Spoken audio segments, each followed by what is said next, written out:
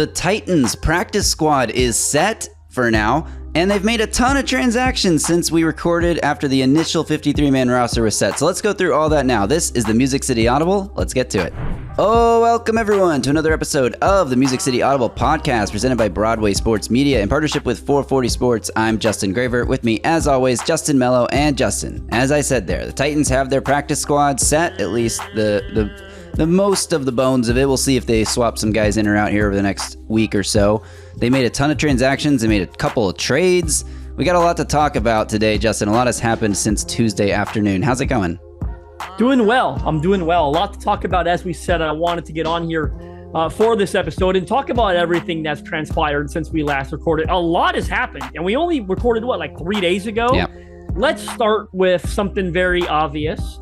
I teased on here last time that we recorded that another shoe might be dropping at safety. You did. Right? That another shoe might be dropping, and it did.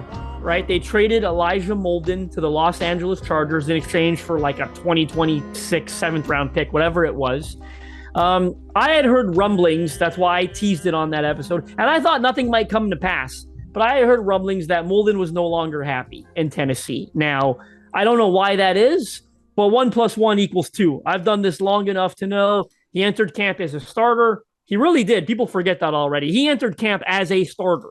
And then they signed Jamal Adams and Quandre Diggs within like a 3.5 week span. All of a sudden, he goes from, their second best safety to their fourth best safety. Presumably, the reasoning behind his unhappiness. So they trade him to the Chargers. Did we talk about Ali Gay and Julius Wood on the last one? No, we didn't have that info yet.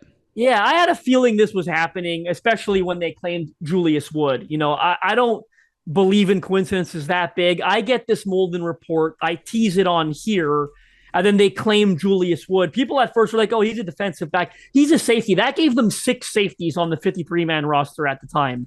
That gave me a lot of confidence that where there was smoke, there was fire regarding the Molden tip that had been passed on to me. So starting there, you guys probably, we got a couple comments. What the hell's he talking about? You didn't have to wait long to find out. Elijah Molden traded to the Chargers. Yeah, that was quite a tease that I feel like left a lot of people wondering more than it gave them any info, but I'm glad something did happen, so we have a chance to address it here. And again, you get to show off your little insider knowledge there, Justin. But yeah, I think Elijah Molden, like we talked about it on the last pod, like you said, like clearly the team views him as a safety, not a corner. It's a pretty crowded safety room. He hasn't managed to stay healthy throughout his career. He was still dealing with potentially a concussion that we saw him suffer in that preseason game when he made that PBU. So I guess the team decided to just cut bait, and I think that officially severs ties with the majority of the 2020-2021 draft classes. There's one guy left. And he's a starter. Yeah, and he's a starter. And on top of it, they cut ties with 3 members of that class within, 24 hours? Yeah, which is mind-blowing, which is hilarious, right? They cut Caleb Farley. Then obviously the Molden trade. And I guess the other move that we were going to talk about, that's a good segue into it, so I'll just do it, is cutting Rashad Weaver. Yeah. Right? They released Rashad Weaver when they claimed defensive end off waivers Ali Gay. Now, once again, they knew the Molden shoe was dropping. They saw Julius Wood as a replacement for Molden. Well, then they also go out and claim Ali Gay and see him as a replacement for Weaver. The difference is with Molden, their hand was forced a little bit with him potentially saying he's unhappy. With Weaver, this just feels like they think they got a better player in Ali Gay, right? It's just typical roster churning. And you and I talked about a lot about Weaver and disappointment throughout the preseason, 0 sacks last year. We weren't certain he was going to be on this 53. He does end up making it, but they quickly get rid of him and they bring in Gay, who's an undrafted guy out of LSU, played JUCO for a little while. He's got some raw developmental upside. Wasn't a big-time sack guy at LSU. I think he only had 7 sacks in 3 years. Again, he spent, I think, 1 or 2 years before that in JUCO. He's a sophomore UDFA, was with the Texans last year, but got waived. Spent the whole year on the practice squad last year in Houston. Never appeared in a regular season game. Had a decent little preseason with them this year. Word is Houston wanted to keep him on the practice squad after they waived him at final cuts. But Tennessee claims him. He moved straight to their 53. Over 34-inch arms. You really like the physical profile. But again, raw upside, if anything. But I'll take that over what I know Rashad Weaver already is.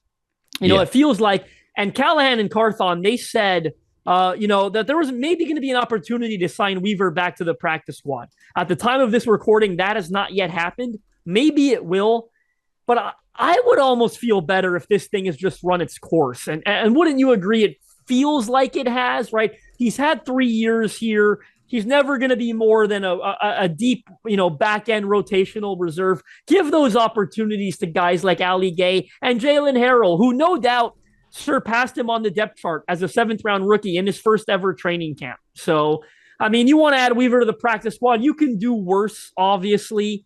But I feel like it'd be better off if they just, both agreed to move in different directions. It's interesting that Caleb Murphy is the one who sticks on the roster here because there was that big debate amongst Titans fans, particularly if you follow our colleagues at Broadway Sports, or formerly at Broadway Sports, now with, 104.5 The Zone and Paul Kaharski. Congrats to Zach, by the way. We never talked about this on the pod. I don't know why we would, but congrats to Zach for his new role hosting a midday show on 104.5. But anyway, Mike and Zach were going back and forth about Caleb Murphy versus Rashad Weaver, and it's just kind of funny that it ended up with Rashad Weaver getting cut.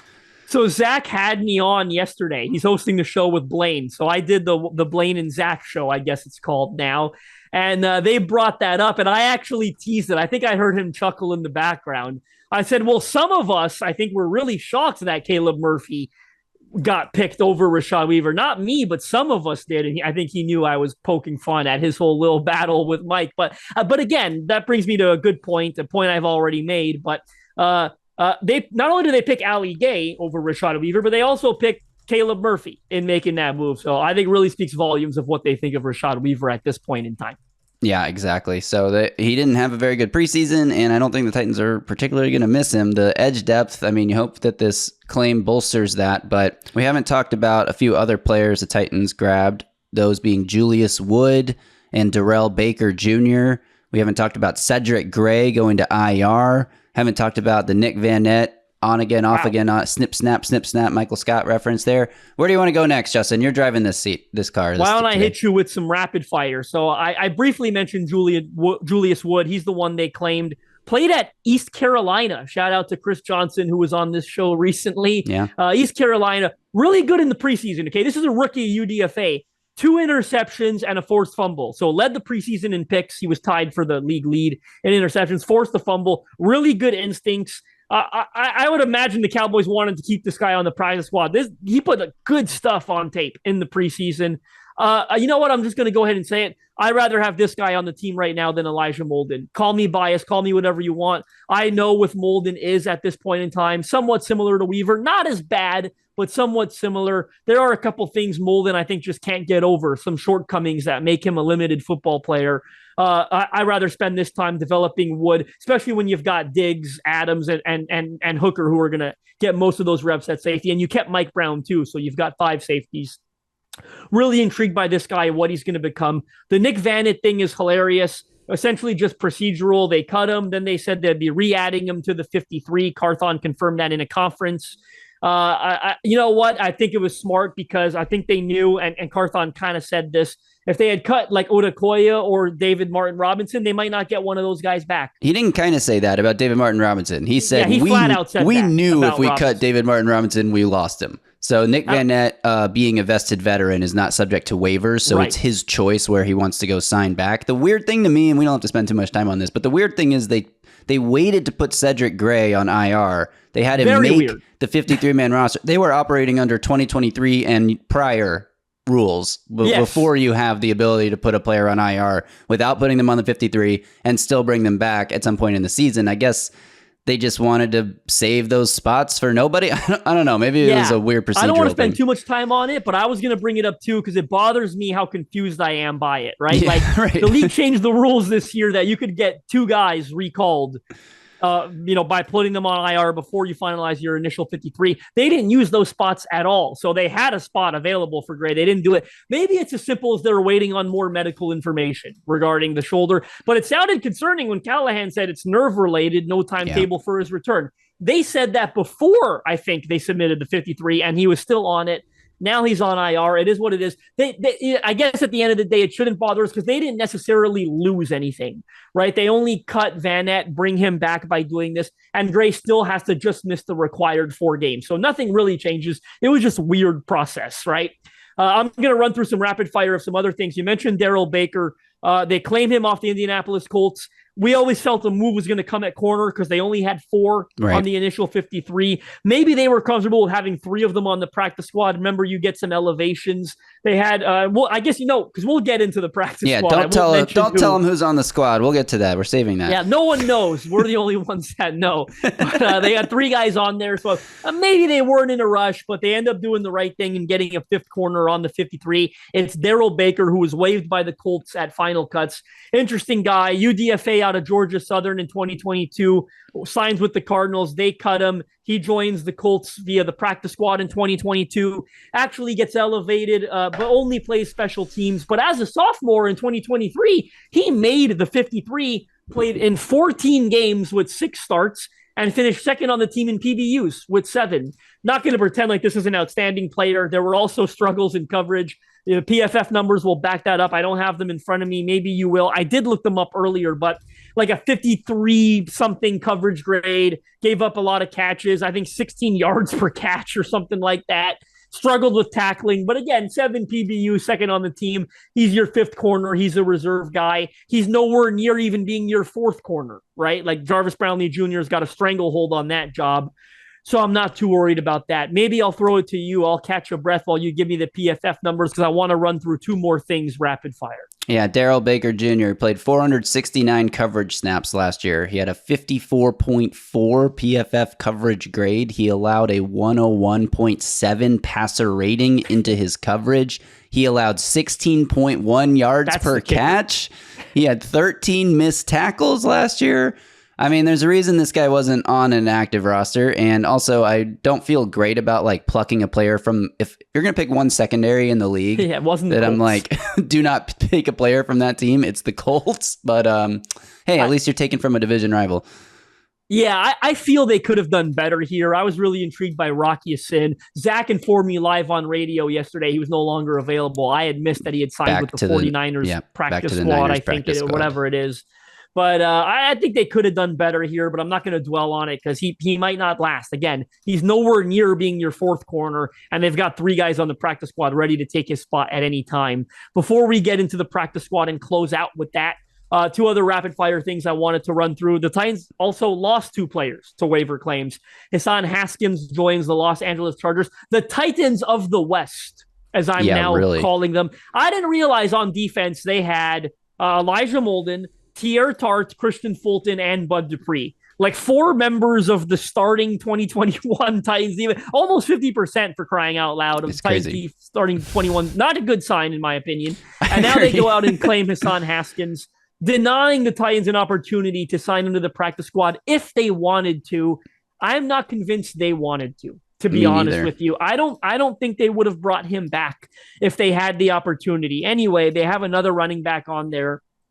Brian Callahan flat out said, we kept Chestnut over Haskins because Chestnut was just a better player and won the job, right? So pretty telling, right? Writing's on the wall. The other player they lost, no surprise, but disappointing, Braden Narvison, to the Green Bay Packers, the Titans of the mid. No, I'm kidding. They're not, but they do have Malik Willis now, and they've got Braden Narvison as well.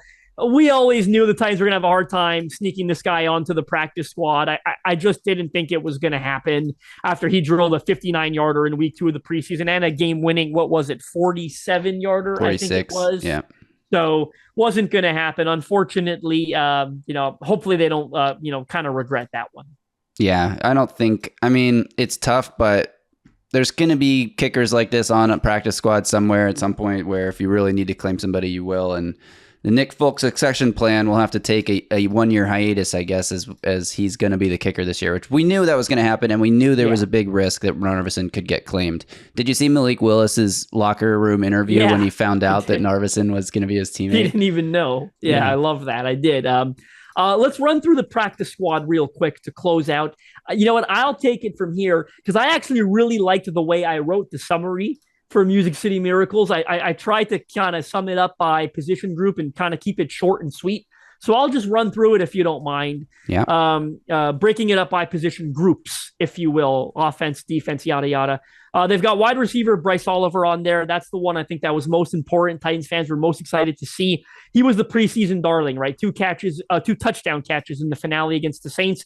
I sent Titans Twitter into a frenzy yesterday with a poorly worded tweet that you instructed me to delete and retweet quickly. Yeah. He had turned down approaches from other practice squads to stay with the Titans.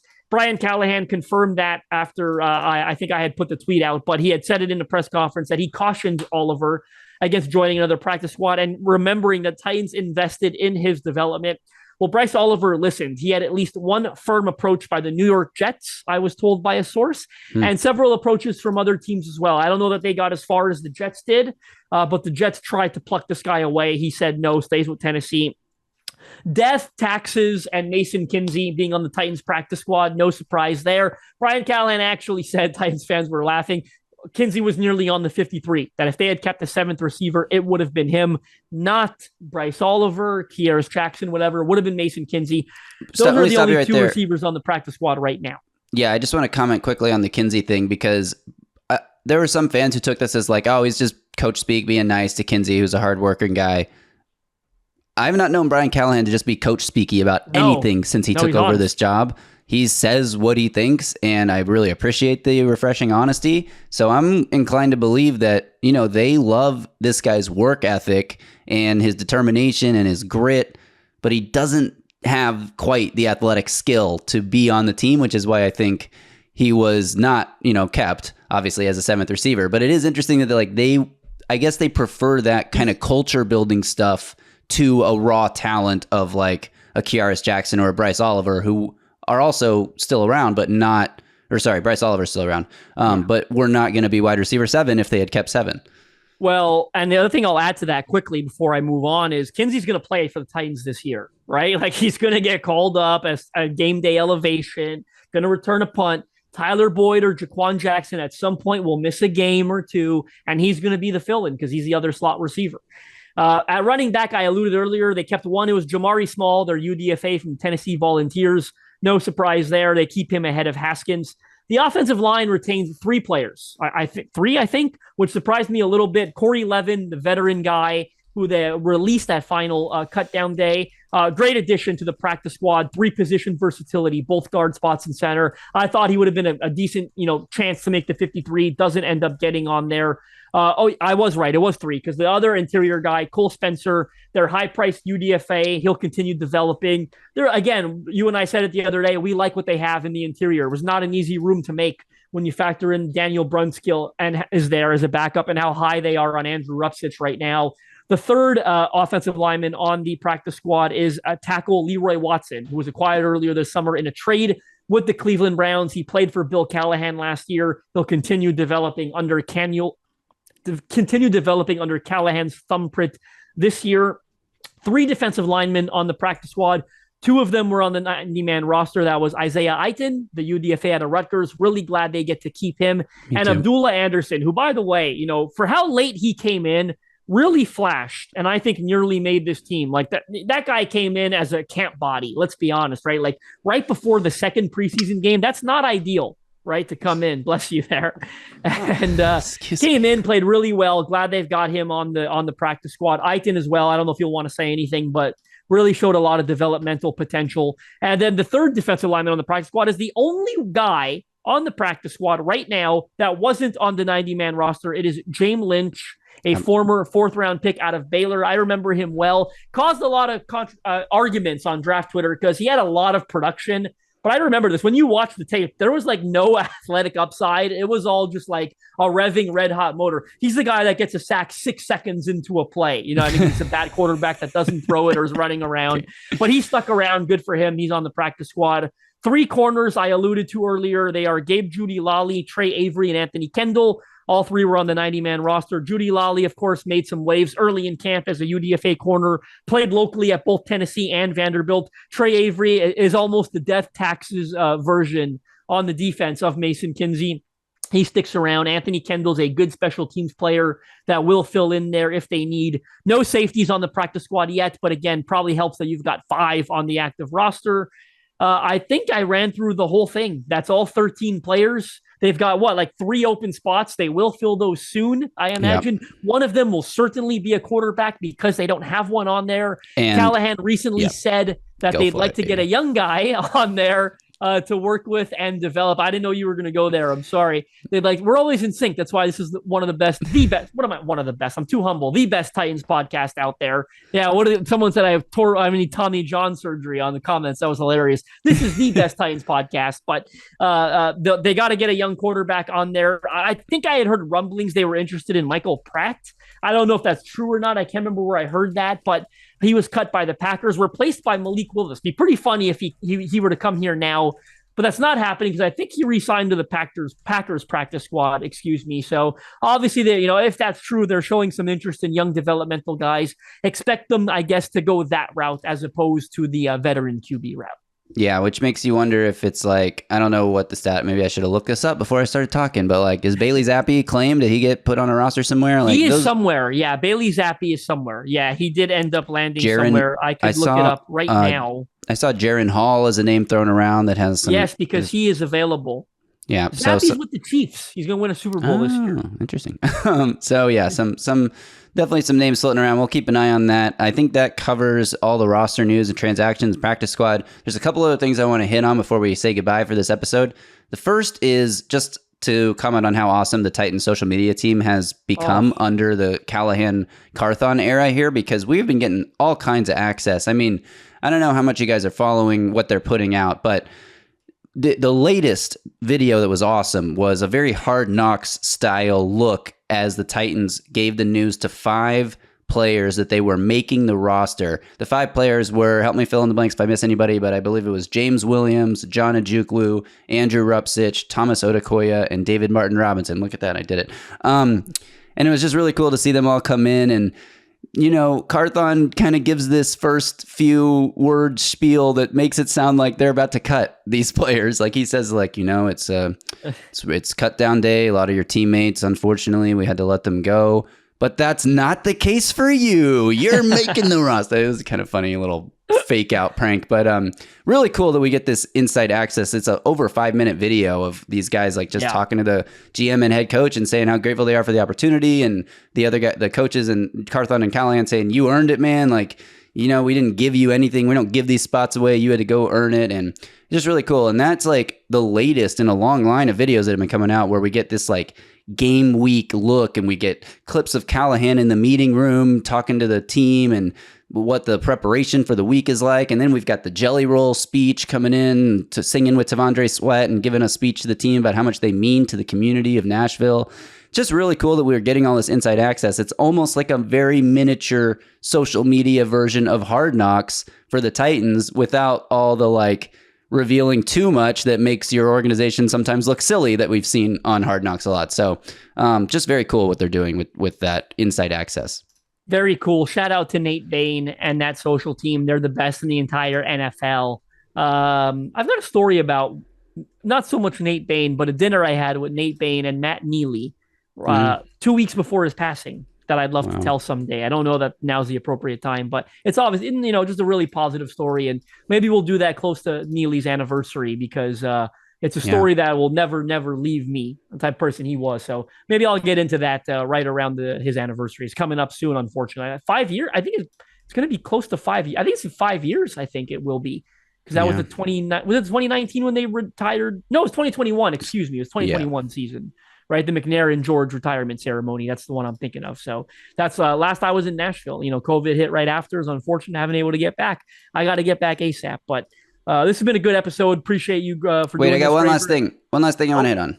Just as we look, we're turning the page now. Off season, preseason, it's over. We are into NFL season. Our next pod will be during the lead up to week 1.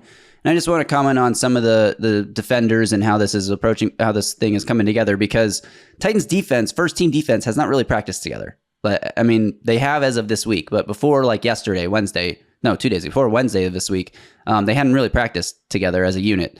L'Jarius Sneed says he's going to be full go in every practice leading up to week 1 and will be ready to get on the field week 1. We're expecting Chidobe Awuzie to return from his calf strain and get out there on the field and practice with these guys as well. Ernest Jones, who they just acquired, has a lot of work ahead of him to learn this defense that appears to be pretty complicated with its blitzing schemes and coverage adjustments. So he's got to get up to speed quickly in order to make that week 1 impact. But all in all, I think I just kind of want to talk quickly about the growth of this defense from March to where we are now, where, yeah, there's still a question mark at edge and especially at the edge depth, but what an overhaul this defense has gone through since, even since free agency ended, just the additions of Ernest Jones, Quandre Diggs, Jamal Adams. The L'Jarius Sneed trade was a few weeks after free agency started, so I feel like that sort of counts as in the aftermath.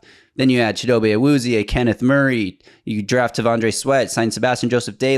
This is a completely new unit, almost top to bottom. The only guys that are still there are Harold Landry in the starting role. Harold Landry, Arden Key, and Amani Hooker, and Roger McCreary in the slot. There's only 4 guys that were starters last year that are still starters this year, and there's a few guys that are been slid to backup roles like Jack Gibbons with the acquisition of Ernest Jones. But I just my expectations for the defense have been very low all throughout the offseason and preseason.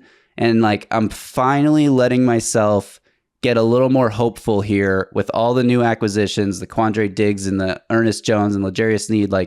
There's a lot of talent on this defense. You just hope Denard Wilson, as a first-time defensive coordinator, isn't in over his head too much and can figure out how to maximize all these guys.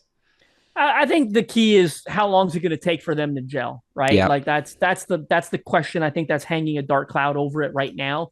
And the Bears are going to be a tough matchup in week 1. I think, I know it's a rookie quarterback, but it's a very good one. I think is going to be a very good one. And there's no film on him. And there's no film on the rookie quarterback there's college film, but he played a few snaps in preseason, but that's not the same as getting real film on him. So at the same time, the Bears don't have anything to game plan for when it comes to what the Titans defense is going to look like, or the Titans offense for that matter, because it is also completely new. So week 1s are always crazy and weird, and I expect this season to be no different. But I have a really, really close friend who is a huge Bears fan who's going to this game. And I was like, dang, that's awesome, dude. I'm happy for you. I hope you get to witness a loss. Well, I know a lot of Bears fans as well, and I've been telling them the same thing. Is our next episode going to be it's the preview? Is it the week 1 preview? I don't know. Maybe, yeah. Why not? Are we going to do a midweek episode for no reason next week, or should we just skip it and go straight to the preview? Well, why don't we see what happens? Happens? If we got another one like this where we got 17 different things, maybe they sign Tyus Bowser and we do an emergency. That's a good point. All right. Well, thanks to everyone for listening. Thanks even more if you're watching on YouTube. Make sure to hit that subscribe button. Give this video a like. Turn on alerts so you get a notification every time we drop a new video. Thanks also to Sinkers Beverages, the premier wine, spirits, and beer store in East Nashville, serving the community since 1985. Their knowledgeable staff is proud to help you with large parties, themed events, or finding something unique for a special occasion. From birthday parties to milestone celebrations to everyday moments, Sinkers can help with the right drink for every occasion. And Sinkers Beverages is on Uber Eats, the most convenient way to have any of the booze you need delivered straight to your front door. If you head to the sinkersbeverages.com website or check the link in this podcast description, you can join the In Crowd. In Crowd members get access to allocated wines and spirits, exclusive events, early access to barrel releases, and more.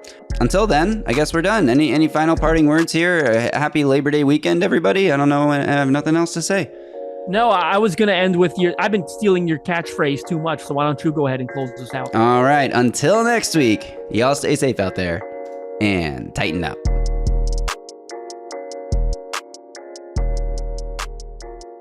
A Broadway sports media production.